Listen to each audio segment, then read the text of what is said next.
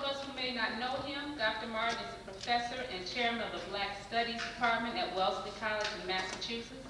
He did his M.A. and his Ph.D. in history at Michigan State University and a Bachelor's of Science in Economics at the University of Hull in England. In 1965, he qualified as a barrister at law at Gray's Inn in London. He is taught at the University of Michigan Flint in Trinidad, at St. Mary's College, also in Trinidad. Tony Martin has been a visiting professor at the University of Minnesota, Brandeis University, and the Colorado College.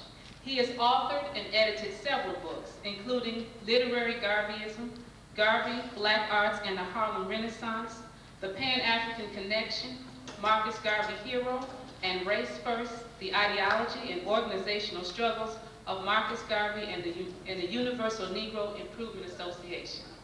In other words, the brother knows his stuff. Oh, yeah.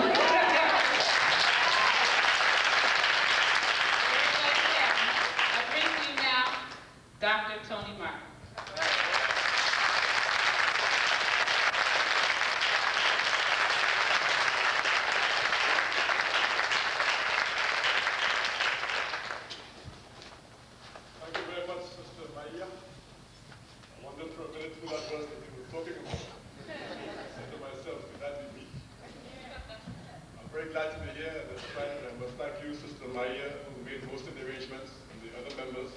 of the Black Maddona for inviting me here. As most of you know, I was the guest of the Shrine of Detroit last weekend. So having, in a sense, almost become a member of the community now for 2 weekends in a row, I'm in a very good position now to have a feel for what the Shrine is about. And I must say that I'm very, very impressed by what I've seen. Very, very impressed.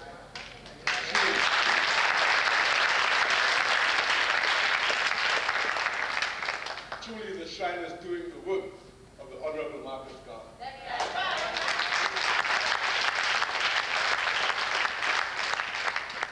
This is my third visit to Atlanta, by the way.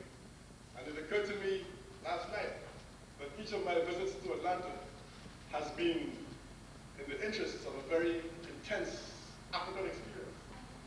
I first came here in 1970, I think it was, to one of the most famous of the Black Power conferences of the 60s and 70s, the famous Congress on Africa. And as I recall, that Congress went on for about a week. It was, one of the greatest gatherings of black leadership and black rank and file that has ever taken place. There were leaders here of the black struggle from every conceivable kind of organization around this country. There were people here from the liberation movements in Africa. There were people here from the black struggle in Europe and the Caribbean. I remember meeting some folks from Papua New Guinea, Australia, places where you don't often think of when you think of the international black struggle. So that was my first experience of Atlanta here in 1970 at the Congress of African People. I returned to Atlanta around about the middle of the 1970s, and there again it was for a meeting of the African Heritage Studies Association, another intense African experience.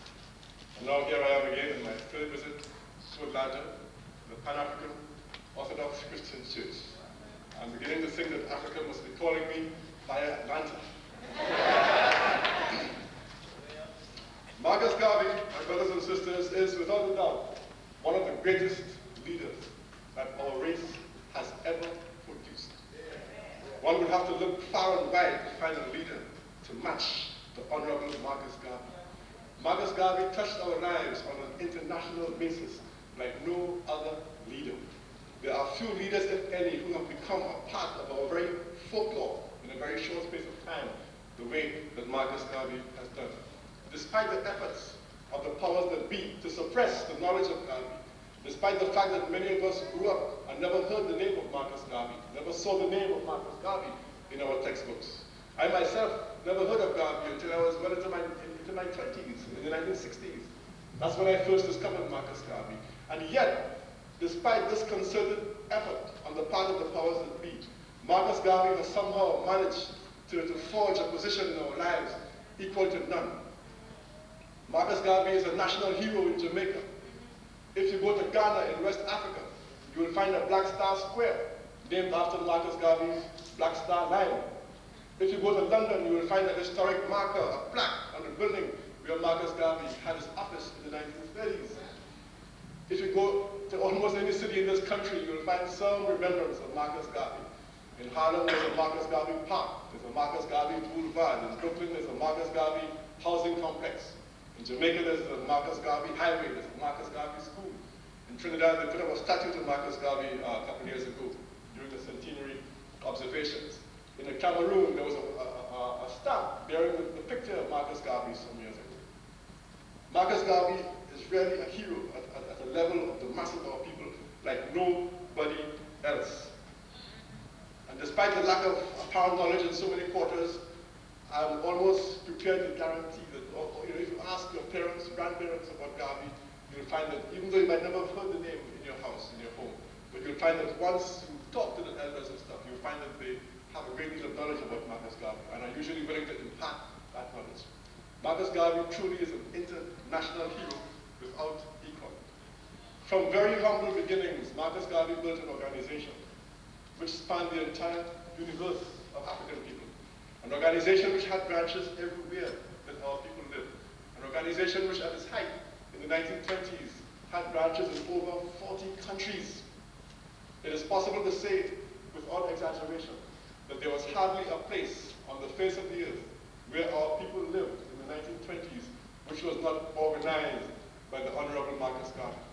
Here in this country, in the US of A, there were over 700 branches of Garvey's organization. And quiet as it's kept, most of those branches were in the South. Most of the people who have written about Marcus Garvey have talked as though Garvey was an urban phenomenon. They have talked about the great migration of African Americans from the South to the North, and how the Northern so-called ghetto experience, produced the kinds of conditions which gave rise to a Garvey movement. That is not entirely untrue, but the rare reality, which we haven't dealt with enough, is that the South, right here in the South, is where the Garvey movement took root in a way that it did no place else. Louisiana had more branches of Garvey's movement than any other state in the country, 74 branches. Louisiana alone. Not only in the large cities like New Orleans, but in all of the towns and villages and hamlets and little communities where our people lived. There were branches of the Garvey movement. There were more branches in Louisiana than in any other country. Louisiana is only a state within this country. But Louisiana alone had more branches of Garvey's movement than any country anywhere else in the world. The country which had the second highest number of branches of Garvey's movement was Cuba, with about 50 or so, slightly over 50 branches. And Louisiana alone had 74. Of the 13 states in this country, the US of A, the 13 top states in terms of numbers of branches of Garvey's movement, 10 of the 13 top states were in the South. Of the 13 states in terms of numbers of branches of Garvey's movement that had the highest number of branches, 10 of those 13 were in the South. So here was a real stronghold of the Garvey movement. Garvey's feats were so great, what Garvey achieved was so tremendous, that it's almost impossible to figure out where to start in talking about Garvey. But perhaps one of the greatest feats that Garvey achieved was the fact that almost single-handedly, he turned our race around. Garvey found our race at a time in our history when we were at perhaps the lowest ebb that we have ever been. We were sliding back into possible slavery. We were sliding back into possible extinction. And Garvey appeared at the scene at that particular time and turned us around. So that by the time that Garvey left the scene, by the time he was deported from this country, by the time he was jumped into an early grave, we had been turned around and we had been pointed again towards nationality, nationalism, political independence. And Garvey, more than any other single individual, is responsible for having turned our race around. Consider for a minute the situation facing our race when Marcus Garvey came upon the scene. Garvey was born in 1887. He arrived in this country, the US of A, in Harlem in 1916. And consider the condition facing our race at that time. Never in our history